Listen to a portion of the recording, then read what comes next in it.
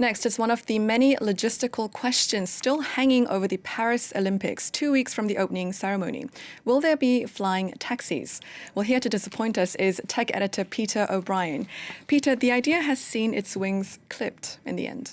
It has. To be honest, I'm quite sick of flying taxis now. We see them every year at all the trade shows. They're there every year at VivaTech. I've not been in one. Have you been in one?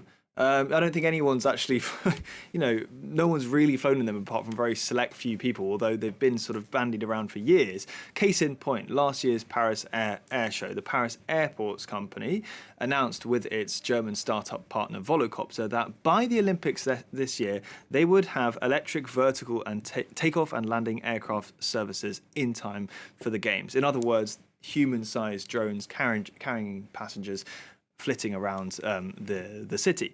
Now, they then started to sort of backtrack, and we heard that a few months ago, Volocopter saying that there would not necessarily be commercial flights available because even though they did say they had backing from the French Civil Aviation Authority, they would need a host of other approvals for this. And then they then started talking about demonstration flights featuring celebrities, VIPs, athletes. With 2 weeks to go, they don't even have this French Aviation Authority approval to even run demonstration flights on the routes they're hoping to do so, let alone commercial flights, which, as I say, would require a whole load more approvals. So on top of this, the project hit another snag this week. Tell us more. Yeah, the Paris town hall sued to block the creation of a fundamental part of this project, which is a floating barge on the River Seine. They've actually already built this barge, and they were hoping to use it as a kind of the central point of these flights.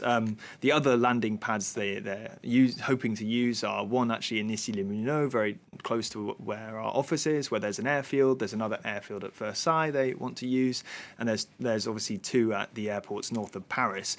But if the town hall manages to block this barge, that's a major defeat for the project because they therefore can't claim to have the first air taxi flight into a major metropolitan centre like Paris. With suburban flights only, that would of course still be this first project of its kind in Europe, but we're seeing this kind of thing happen in China already. Startups there are ahead of the game. Ohang, for instance, they've flown passengers in the cities of Guangzhou and Hefei, although not in the city centre, and Autoflight has flown between Shenzhen and Zhuhai, although that was over the bay and not over the city.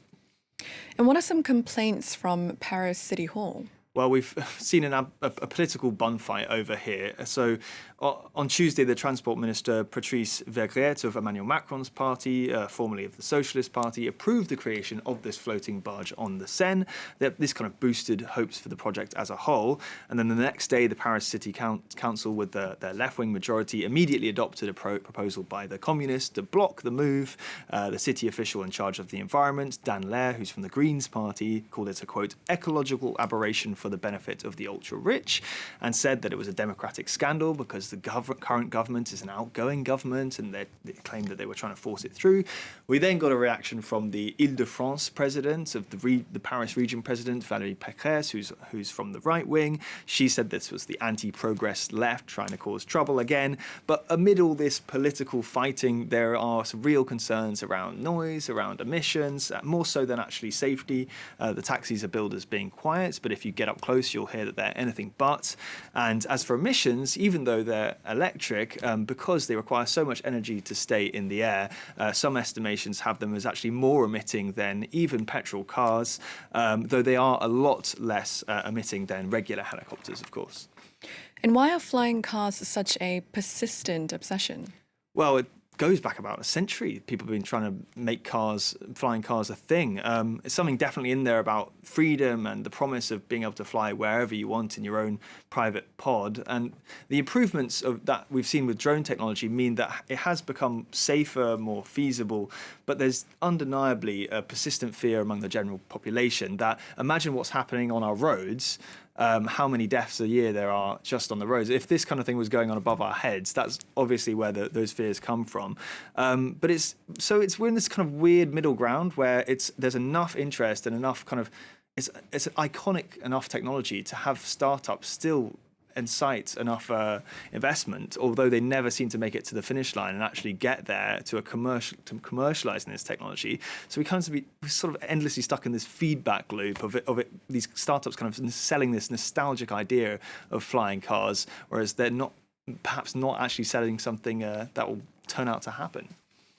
I do understand the dangers, but for me personally, it's quite a disappointment. I would have loved to see flying cars around Paris. And convenient for us, 2 minutes from the office. Maybe we could have flown in to the Anyway, the to avoid the ceremony. road traffic.